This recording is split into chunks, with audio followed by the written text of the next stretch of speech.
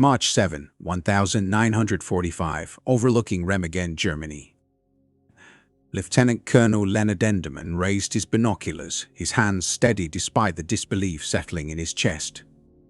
From the vantage point atop the hills, he observed a scene that defied every operational assumption his unit had held for the past half-year. Across the Rhine River, the bridge remained intact. Not one of its kind, but the singular crossing, the Ludendorff Bridge, stood unscathed. German High Command had issued strict orders throughout the region. All bridges were to be demolished to prevent Allied forces from advancing. Yet here it was, its twin stone towers rising above the river like silent sentinels of engineering skill, steel arches spanning 300 meters of one of Germany's last natural western defenses. Standing beside him, Lieutenant Karl Timmerman spoke with the urgency that would later be etched in military accounts. "We must seize it before they destroy it." What neither officer could fully grasp in that instant was the enormity of the event unfolding. Securing this single structure would set off a chain reaction that would dismantle German defensive planning in a way historians would later call catastrophic, a psychological blow so severe that many German officers would remember it as the precise moment they realized the war was irretrievably lost.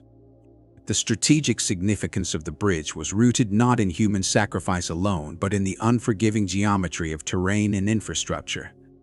The Rhine River, far from a mere waterway, functioned as a natural fortress, currents capable of overturning assault craft, a depth threatening to submerge armored vehicles, and steep banks that trapped infantry advancing under fire. For centuries, from Roman legions peering into the dense Germanic forests to modern armies, the river had been a central defensive line against Western incursions. By early 1945, the Rhine had become Hitler's last temporal buffer. If the Allies were halted, Germany might negotiate separate peace terms with Western forces or redeploy units from the collapsing Eastern Front for a final stand. An intact bridge, however, nullified those possibilities almost immediately. The context for this disaster had been building long before March. The Ardennes offensive, Hitler's last major Western operation, had collapsed by late January, consuming the Wehrmacht's remaining mobile reserves in the West. German reports had branded it a decisive counterattack, but the reality was stark. Nearly 100,000 casualties, the destruction of 600 armored vehicles, and the permanent loss of elite panzer divisions left German forces west of the Rhine depleted and demoralized. By March, 12 American divisions were advancing on a broad front from the Netherlands to Switzerland, pressing relentlessly toward the river. The German 15th Army, tasked with defending the critical corridor between Cologne and Koblenz, could muster no more than 50,000 combat-ready troops against an opponent 5 times their size. The Ludendorff Bridge itself contained layers of bitter irony.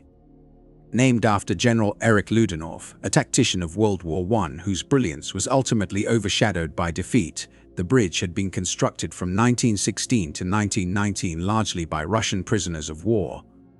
Under harsh conditions, these laborers had built a structure of extraordinary durability: steel trusses capable of supporting fully loaded military trains, stone towers with multiple defensive levels, and 4 substantial piers sunk deep into the riverbed. Original designs had included chambers for demolition charges to prevent enemy capture. These voids had been concreted over by the French after World War I. When Germany remilitarized the Rhineland in 1936, engineers retrofitted the bridge with 60 zinc-lined boxes along its girders, each capable of holding 3 kilograms of explosives.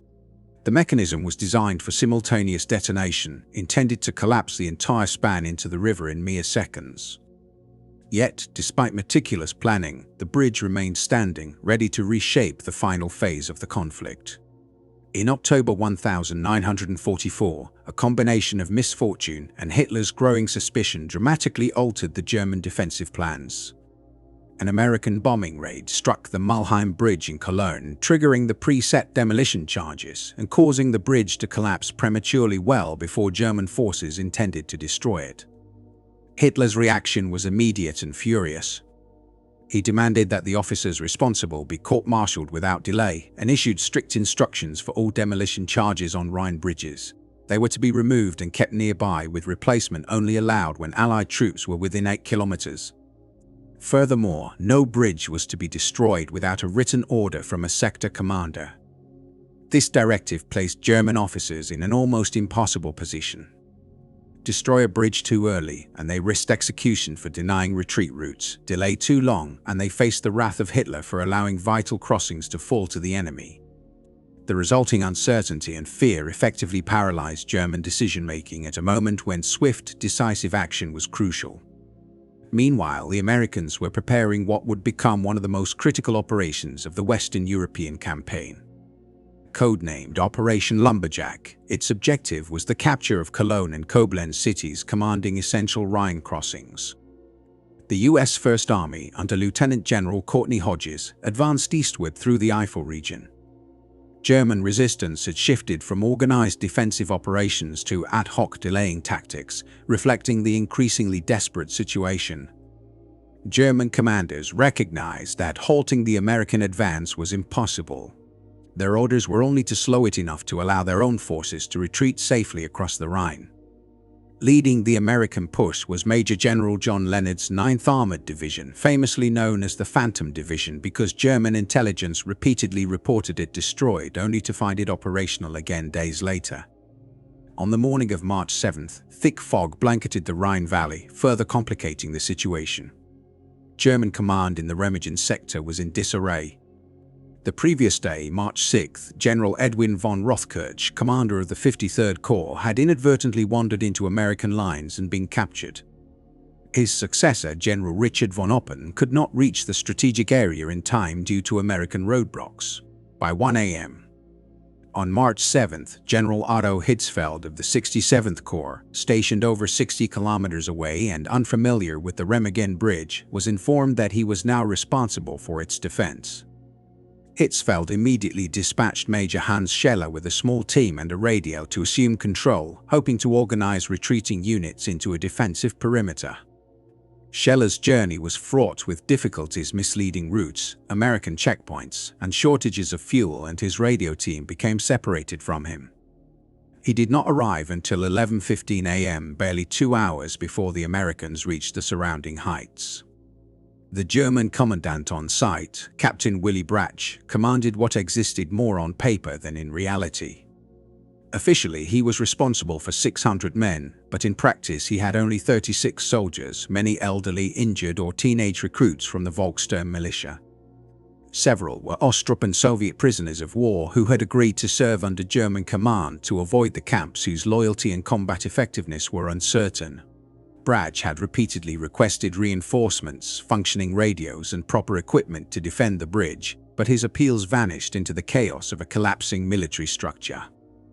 Explosives intended to secure the bridge remained in a nearby storage building, awaiting orders that arrived only on March 6th. German engineers rushed to install 2,800 kilograms of explosives within the bridge piers and attach an additional 300 kilograms at critical points along the superstructure. On the American side, Lieutenant Colonel Leonard Endersman led a task force from Combat Command B of the 9th Armored Division, composed of elements from the 14th Tank Battalion and 27th Armored Infantry Battalion. Their mission was to capture Remagen and then move south to connect with the Third Army. Intelligence had assumed that the Germans would have demolished every Rhine crossing, and they were not expecting to find an intact bridge. Previous reconnaissance had confirmed the destruction of the Cologne, Bonn, and Koblenz bridges.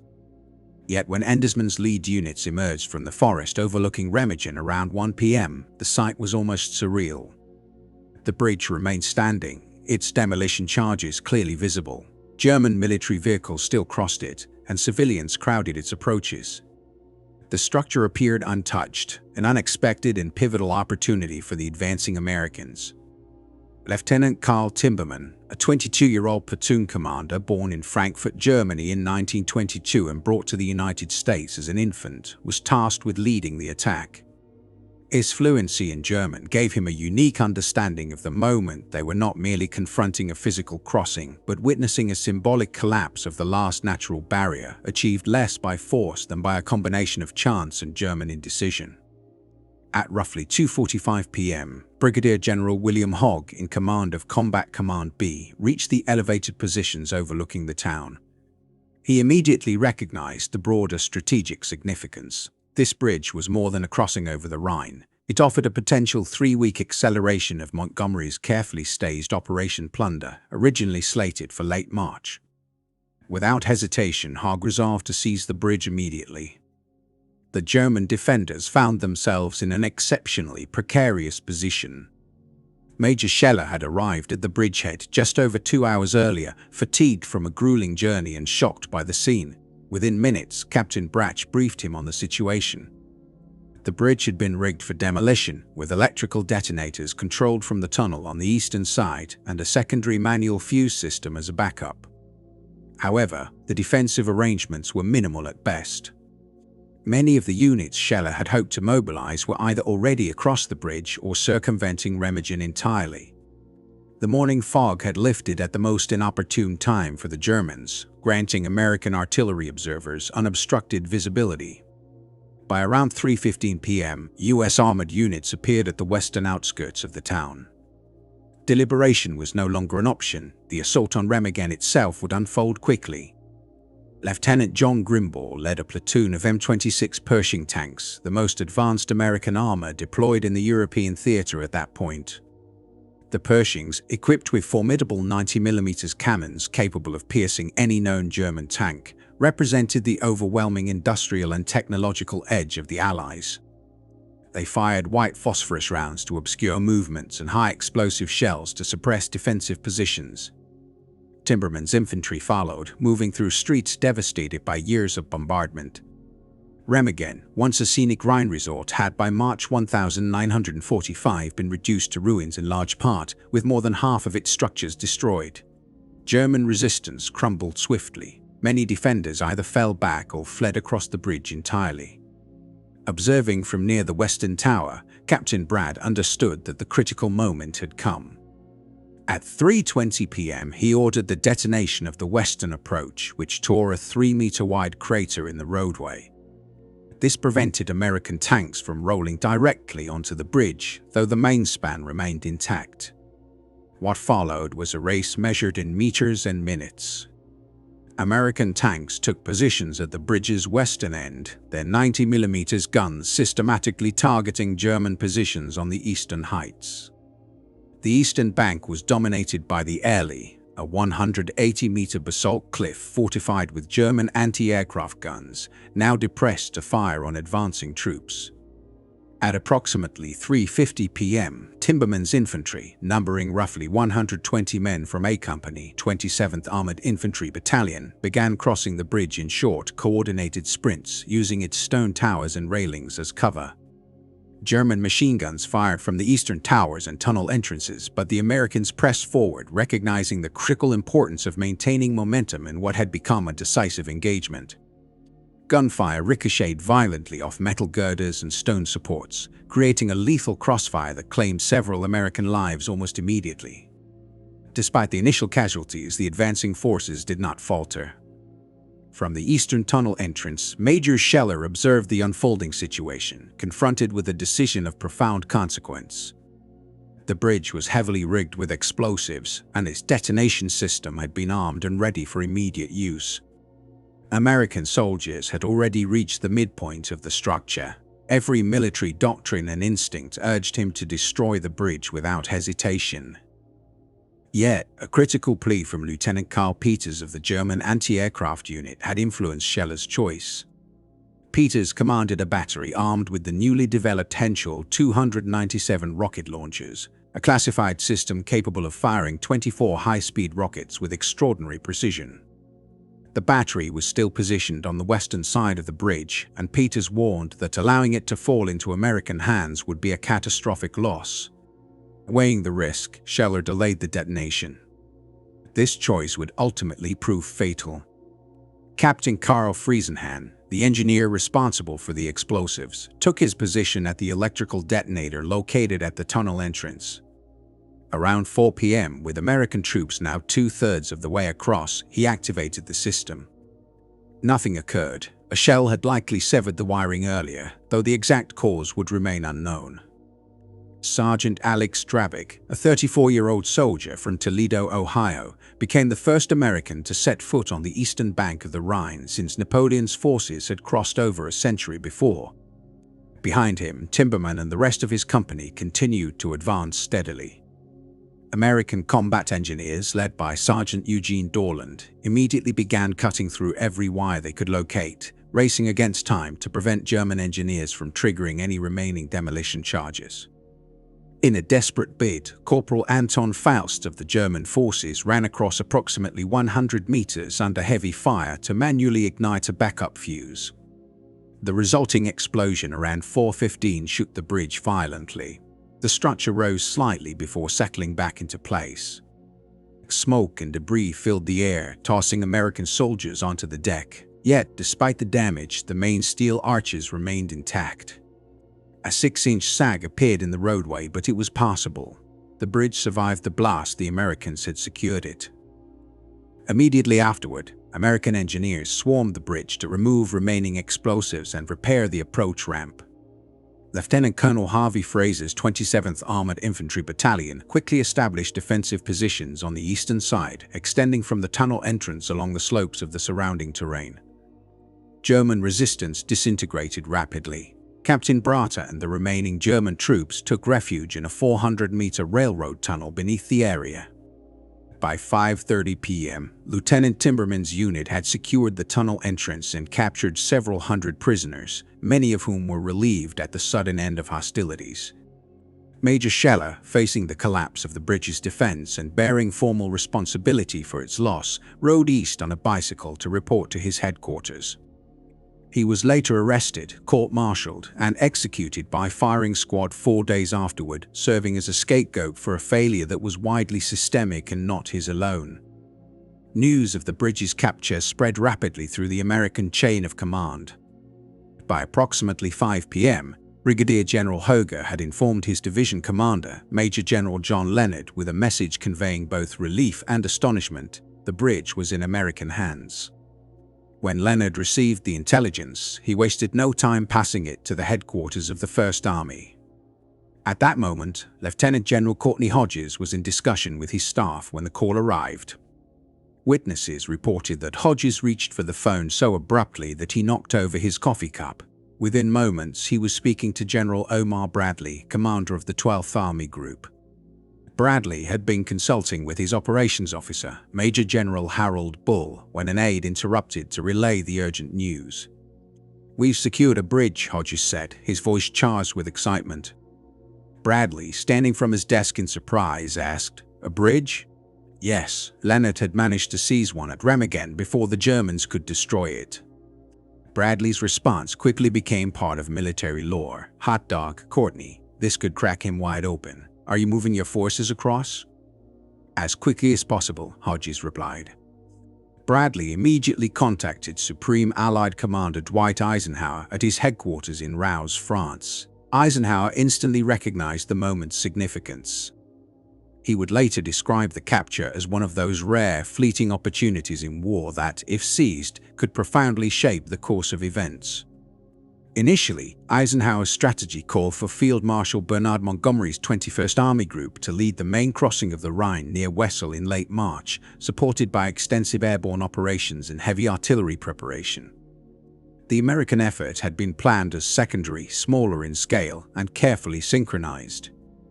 The sudden availability of the intact bridge at Remagen upended all plans. Eisenhower instructed Bradley to exploit the bridgehead immediately, diverting every available unit to Remagen. Within hours, the strategic emphasis on the Western Front shifted dramatically to the south. German command, in contrast, was paralyzed, and internal recriminations quickly escalated. When Adolf Hitler received the news in Berlin, he combined strategic disbelief with violent anger. Hitler had pinned increasingly unrealistic hopes on the Rhine, acting as a natural defensive barrier, buying time to negotiate a separate peace with the Western Allies. The intact American bridgehead, established 3 weeks ahead of schedule, destroyed that strategy entirely. His immediate reaction was to assign blame and punish those deemed responsible.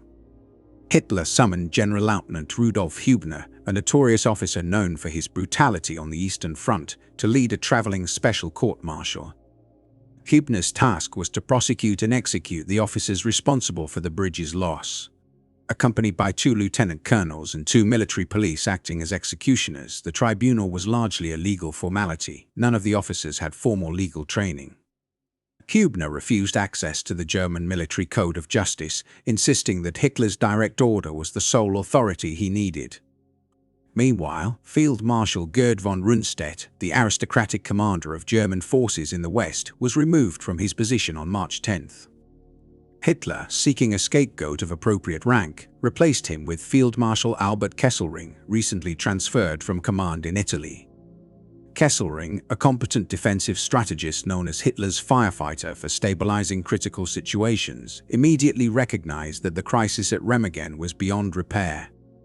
He later described the bridge's capture as the Remagen crime, stating it fractured the Rhine front and rendered sustained defense impossible. Hermann Göring, overseeing the collapsing Luftwaffe, was blunt. The bridge's fall made prolonged defense untenable. The psychological impact on German officers was profound. Those who had hoped to hold the Rhine realized the conflict had entered its decisive phase.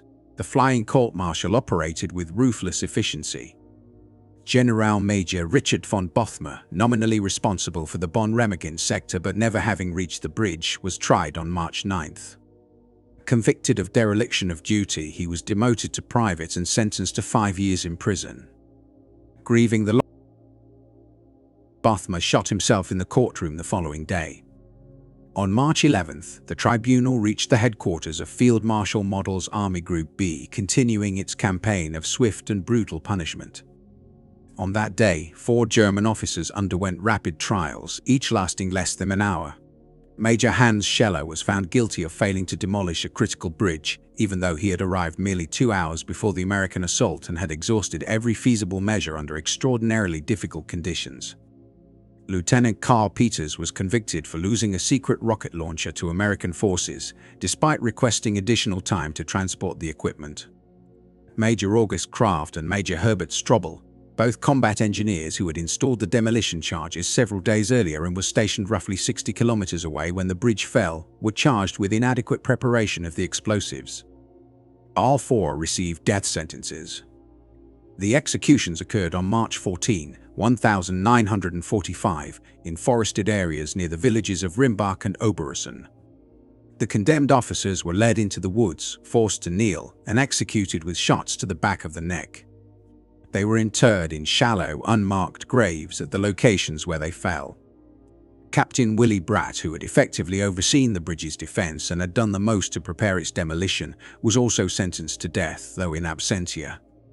However, Bratt was already in American custody, having been captured in a tunnel on March 7. Captain Karl Senhan, the engineer who had attempted to detonate the explosives, was similarly held by the Americans. He was tried in absentia and, in an uncommon decision, acquitted. The executions were personally sanctioned by Field Marshal Model, who ensured that the details were communicated to all units in the German military as a stark warning. Failure would carry the ultimate penalty no matter the circumstances. While these German officers faced execution for the bridge's loss, American forces were rapidly advancing across it. Despite suffering some damage, the bridge remained intact. Engineers immediately set to work reinforcing compromised sections and repairing the approach ramp. A combat engineer battalion installed lighting for night traffic, while military police coordinated the movement of troops and vehicles. Within a single day, over 800 American soldiers had crossed to the eastern bank, including tanks, artillery units, and infantry battalions, making use of the only surviving Rhine River bridge connecting Switzerland to the North Sea. Aware that the bridge's structural integrity was precarious, American engineers began building tactical crossings without delay. By March 9, just 48 hours after securing the bridge, the first tactical bridge in a Mine 1940 aluminum alloy treadway structure was completed immediately north of the Ludendorff Bridge. Construction of a second pontoon bridge commenced at the same time. The Americans aimed to secure a bridgehead that would remain viable regardless of any further damage to the original span. The German countermeasures relied on whatever remnants of Hitler's strategic reserves could be assembled, which by March 1945 consisted of improvised battle groups drawn from decimated divisions and rear echelon units. The Luftwaffe, having been severely diminished, launched repeated air attacks on the bridge. Over the following 10 days, American intelligence recorded 367 sorties targeting the Remagen area. In response, the Americans deployed the largest anti-aircraft concentration in the European theater, consisting of 5 battalions and hundreds of guns, forming a protective ring around the bridge. The resulting anti-aircraft engagements were among the most intense of the war, with American gunners claiming over 100 German aircraft destroyed in just 10 days. In desperate attempts to demolish the bridge, the Germans also employed their newest technology. Arado R-234 jet bombers, the first operational jet bombers in the world, executed high-speed diving attacks exceeding 800 km per hour. Although these jets were extremely difficult to intercept, their accuracy during such rapid assaults was limited, diminishing their effectiveness against the bridge. Despite repeated bombing runs, the majority of German ordnance failed to hit the bridge. The Luftwaffe also introduced the Messerschmitt Me-262, the world's first operational jet fighter. These aircraft outpaced anything the Allies could deploy, representing the zenith of German aeronautical engineering. Yet, even this advanced technology could not compensate for the deeper, systemic problems facing Germany. Aircraft numbers were insufficient, fuel reserves were scarce, and experienced pilots were in short supply. The air raids inflicted some casualties and structural damage, but neither the original bridge nor the temporary tactical spans being constructed alongside it were destroyed. In an unprecedented move, Hitler personally ordered the deployment of V-2 rockets against the bridge, marking the only instance in which these strategic weapons were used for a specific battlefield target. The V-2, a ballistic missile capable of surpassing 5,000 km per hour, had been designed to terrorize civilian populations in London rather than strike pinpoint military objectives. A total of 11 V-2 seconds were launched at Remagen from sites in the Netherlands, roughly 130 km away. The attacks resulted in the deaths of a few American soldiers and an indeterminate number of German civilians in nearby towns, but none of the missiles struck the bridge itself. German forces also attempted to sabotage the crossing using underwater operatives. 7 naval demolition experts equipped with Italian-manufactured diving apparatus were deployed into the Rhine, but American canal defense lights, a classified system projecting powerful beams across the water, revealed them. All 7 were either killed or captured. Additional attempts included explosive-laden boats floated downstream, floating mines camouflaged as logs, and even the Counterattack, a massive 600mm siege mortar capable of firing shells exceeding 2 tons. While the Counterattack could obliterate fortifications with a single strike, its inaccuracy and the time required to maneuver it into position rendered it largely ineffective.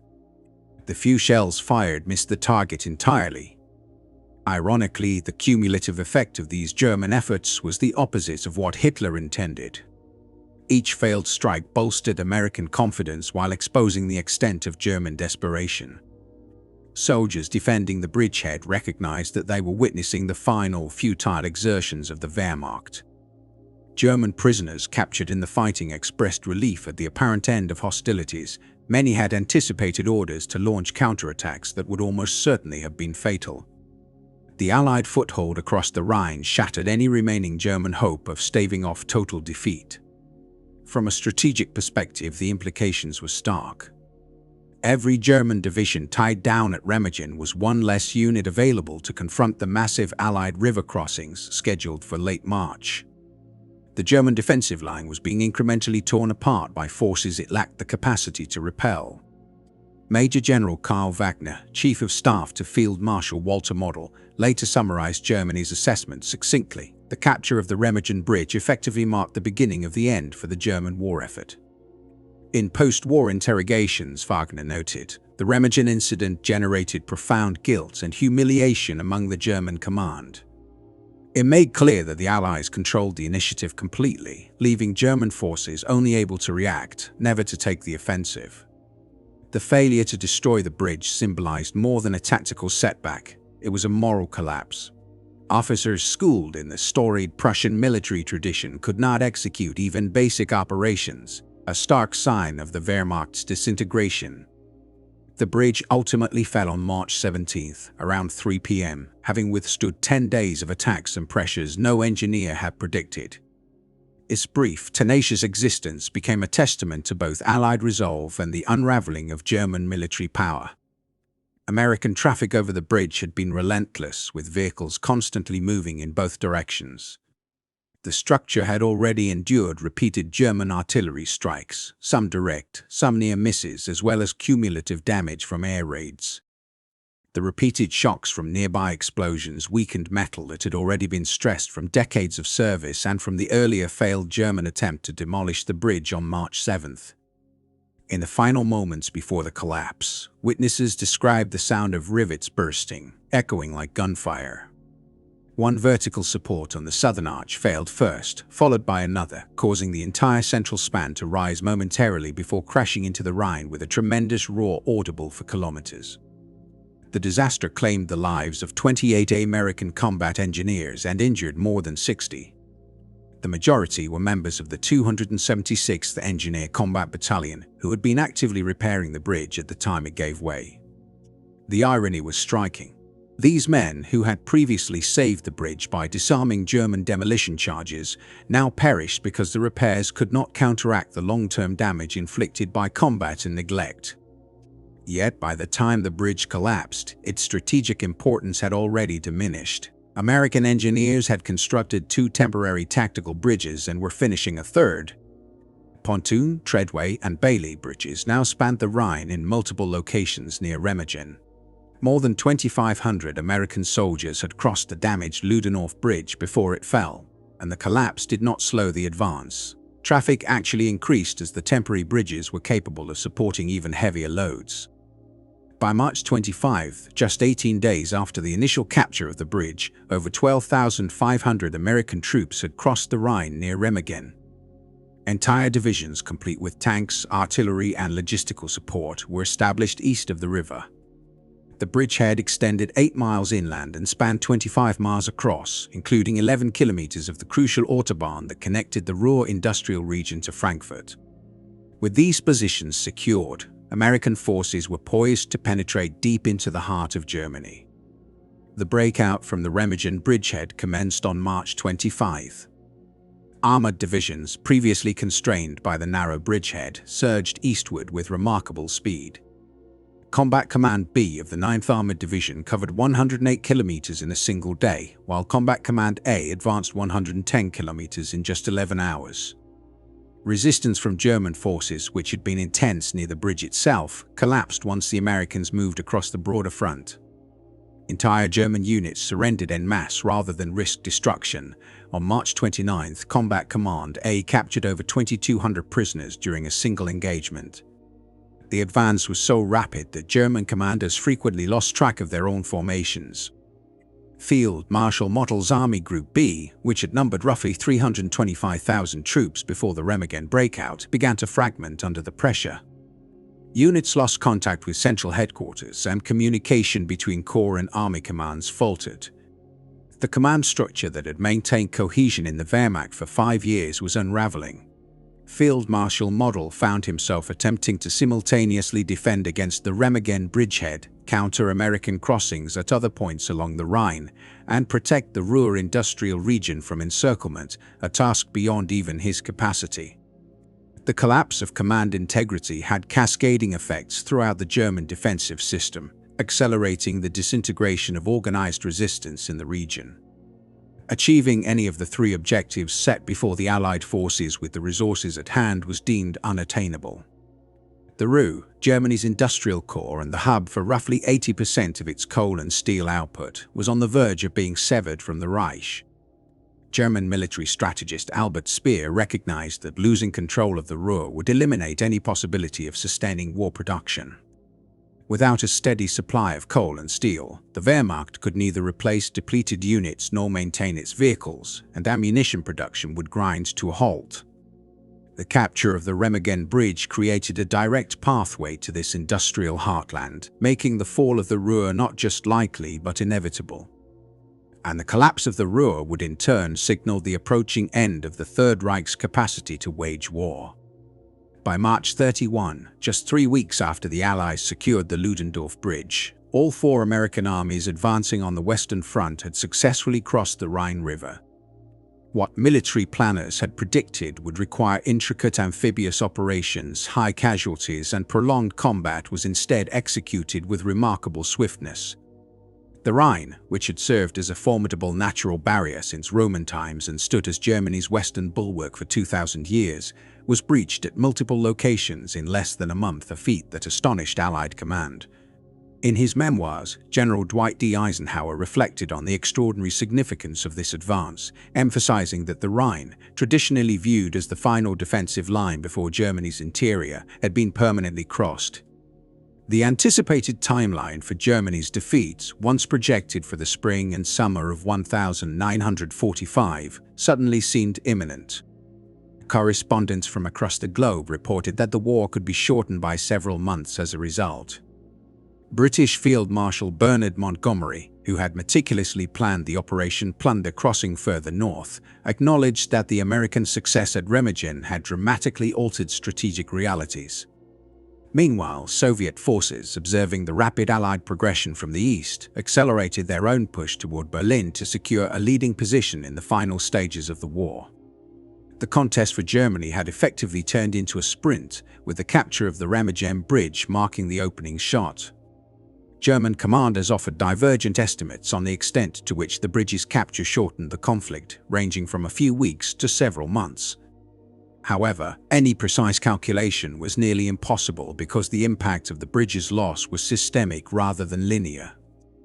Capturing the Remagen Bridge did more than merely advance the Allied timetable. It fundamentally constrained German strategic options. Before its fall, German leaders could still imagine holding the Rhine into April or even May, potentially fortifying Berlin and negotiating with Western allies to concentrate against the Soviet advance. After Remagen, such plans were rendered unrealistic. German reserves that might have reinforced Montgomery's northern crossing had been depleted in futile attempts to eliminate the bridgehead at Remagen. The psychological toll on German troops was profound and demoralizing. Colonel F. Russell Lyons, the third key engineer involved in securing and defending the bridge, estimated that having an intact crossing saved Allied forces roughly 2 months of combat and spared approximately 35,000 casualties. This conclusion was drawn by comparing the operations at Remagen with other planned Rhine crossings, where amphibious assaults, airborne deployments, and massive artillery concentrations were expected. At locations like Wesel, where Montgomery's Operation Plunder took place, over 2,000 artillery pieces were deployed, elaborate airborne operations were conducted, and casualties mounted despite overwhelming superiority. By contrast, at Remagen, the intact bridge allowed American forces to cross quickly, minimizing exposure to enemy fire during the river crossing, which is traditionally the most dangerous stage of such operations. Post-war historical analyses corroborate the strategic significance of the Remagen crossing. Historian Ken Heckler, drawing on extensive interviews with participants from both sides, concluded that the seizure of the Ludendorff Bridge materially accelerated the war's conclusion. Some historians suggest the bridge shortened the conflict by as much as 6 months, though variations in estimates reflect differing methodologies and assumptions. Nevertheless, there is broad agreement that Remagen represented a decisive turning point. The human cost of securing and holding the bridge further underscores its significance. American forces sustained approximately 860 fatalities, nearly 5,700 wounded, and a comparable number missing during the fighting at Remagen and in the subsequent bridgehead battles. These numbers, while high, were markedly lower than casualties projected for alternative crossing plans, highlighting the extraordinary operational advantage provided by capturing the intact structure. The losses suffered during this period were severe, yet they were heavily concentrated in the initial 18 days of combat, from March 7 to March 25. On the German side, more than 11,700 soldiers were captured within this short span, while the exact number of those killed or wounded remains uncertain. Nevertheless, historians agree that German fatalities and injuries likely surpassed 10,000. This sharp contrast in casualties reflected a deeper imbalance in the forces at play. The American troops enjoyed supremacy in the air, artillery, and armored divisions, coupled with the psychological edge of operating from a position of advantage. German units, on the other hand, were burdened with directives to launch counterattacks they could not realistically execute, facing failing equipment and an increasing awareness that the war was already lost. The execution of German officers blamed for the failure to hold a key bridge cast a grim shadow over the Wehrmacht's code of honor. Major Hans Scheller, a 31-year-old career officer who had distinguished himself on both Eastern and Western fronts, had a young family he would never see again. His offense was limited to arriving at the bridge only 2 hours before its capture and being unable to perform an impossible feat with just 36 exhausted soldiers against thousands of well-supported American troops. Lieutenant Carl Peters, a technical expert, had been tasked with safeguarding sensitive equipment from falling into enemy hands. Despite adhering to orders designed to protect advanced technology, he too was executed. Similarly, Majors Kraft and Strobel were engaged in standard demolition preparations when they were condemned to death. None of these four men had committed actions warranting execution. Rather, they became scapegoats for a military hierarchy that had already begun to crumble from within. Following the war, General Rudolf Hübner, who had overseen the court-martial proceedings, faced trial in Germany and received a 4-year prison sentence for his role in these illegal executions. While the punishment was relatively lenient given the gravity of judicial murder, it underscored that even amid Germany's collapse, some officers recognized the trials as grossly unjust.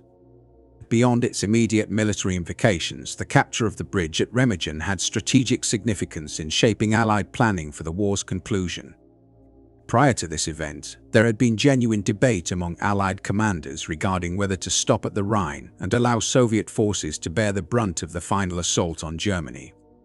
Certain American and British planners believed that advancing across the Rhine could be costly, while the Soviets, attacking from the east, might achieve the same outcome with fewer Western casualties.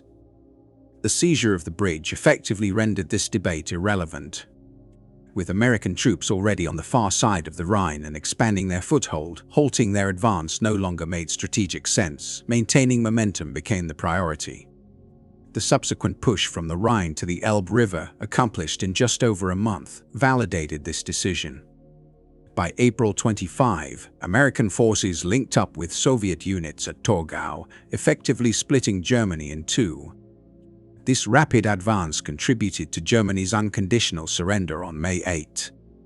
The fall of the bridge, therefore, had repercussions far beyond the tactical sphere, influencing the broader strategic decisions that hastened the end of the war in Europe. When news of the bridge's capture reached the United States Senate, the session was in full swing. In a rare departure from protocol, the Senate temporarily suspended its ban on applause. Legislators rose to their feet, applauding and cheering in unison. Across the country, newspapers published bold headlines signaling that the conclusion of the European conflict was finally approaching. Public enthusiasm surged, reflected in a sharp increase in war bond purchases. After years of relentless fighting and staggering losses, Americans could now envision a tangible path to victory. Meanwhile, in Germany, the report of the bridge's fall spread quickly among both military personnel and civilians, delivering a sharp psychological blow. Propaganda had long portrayed the Rhine as an unassailable barrier, a fortress that would repel any Allied advance. The realization that American forces had crossed it with relative ease, aided by a combination of luck and German mismanagement, shattered what little confidence remained in the regime's leadership. The narrative of invincibility crumbled, leaving despair and disillusionment in its wake. The physical remnants of the Ludendorff Bridge stand as silent witnesses to these events. After the conflict, authorities opted not to reconstruct the bridge. Debris, including mangled steel girders and fractured stonework, was removed from the river, yet the towers on both riverbanks were left intact. The western towers eventually became the site of a peace museum, the Freudenberg Museum of Remagen, which chronicles the bridge's entire history from its construction to its destruction, with special focus on the critical March 1945 engagement and its far-reaching effects. The towers on the eastern side were repurposed as a performing arts venue, their civilian use deliberately contrasting with the wartime devastation they once oversaw, symbolizing the transformation of destruction into creation. The soldiers responsible for capturing the bridge were duly honored for their courage. Lieutenant Carl Timberman received the Distinguished Service Cross, the nation's second highest award for valor. Sergeant Alex Drabik was awarded the same distinction. Numerous members of the 27th Armored Infantry Battalion and the 14th Tank Battalion earned silver and bronze stars for their actions. Brigadier General William Hoger was promoted and given command of a corps, while the 9th Armored Division as a whole received a Presidential Unit Citation for its performance at Remagen. These commendations recognized both personal heroism and coordinated effort, yet they could not fully convey the larger strategic importance of the achievement. By securing the bridge under enemy fire, the soldiers did not merely accomplish a tactical mission, they altered the course of the war. Each day the conflict was shortened, potentially saved thousands of military and civilian lives, and the Remagen operation played a direct role in that outcome. The story of Remagen also underscores the profound influence of chance in historical events. Had the morning fog not lifted at the critical moment, would the American scouts have spotted the bridge in time to prevent its destruction? If the electrical detonation system had functioned properly, might the bridge have been demolished with American troops on it? Had Major Scheller arrived even 2 hours earlier, could he have organized a defense capable of delaying the advance? And if Hitler had not ordered the removal of explosives after the Cologne incident, would the charges at Remagen have been properly installed and operational?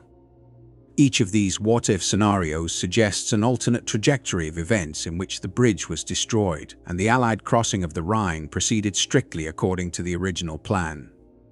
The successful capture of the Ludendorff Bridge, therefore, was not just a matter of strategy and courage, it was a moment in which timing, circumstance, and human decision converged to create a pivotal turning point in the final stages of World War II.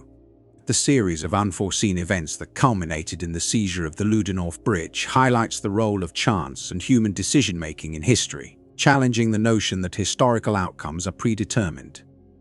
The operation demonstrates that individual actions under extraordinary circumstances can have ramifications far exceeding the expectations of those involved. At its core, the capture of the bridge was the result of human effort under intense pressure. Lieutenant Timman led his company across a structure that could have been destroyed at any moment, while Sergeant Drake charged toward the eastern bank under withering fire from German machine guns. Combat engineers risked their lives to neutralize explosives, and tank crews offered protective fire from the western side of the river. Staff officers, recognizing a fleeting opportunity, authorized the critical action, and commanders reoriented entire formations to capitalize on the breakthrough. Every participant made decisions that shaped the final outcome. The absence of any single contribution might have altered the result entirely. This interplay between personal agency and broader historical forces is what gives the event its enduring significance. The soldiers of Remagen were not mere instruments of fate. Each acted with initiative, courage, and determination, directly influencing the course of events. The 80th anniversary of the bridge's capture, observed in March 2025, brought together ceremonies in both Remagen and the United States. Veterans groups, historical organizations, and military units tracing their lineage to the 9th Armored Division took part, paying tribute to the men who risked their lives in the operation. German officials also acknowledged the battle's historical importance while underscoring its lessons regarding the costs of conflict and the value of peace. The commemorations underscored the event's multifaceted legacy. For Americans, the capture symbolized strategic skill and individual bravery. For Germans, it served as both a reminder of defeat and an emblem of liberation from Nazi rule. Scholars view the episode as a compelling case study in how chance encounters and deliberate choices intersect in warfare. For all participants, it remained a striking example of how decisions made in high-pressure moments can leave a mark on history far beyond the immediate context. The soldiers who secured the bridge at Remagen could not have imagined that their actions would inspire countless historical accounts, films, and academic analyses. Their objective was limited and immediate, fulfilling duty under perilous conditions, but the outcomes of their decisions reverberated across the world. The episode stands as a testament to the unpredictability inherent in war and the enduring impact of courage exercised in the face of danger.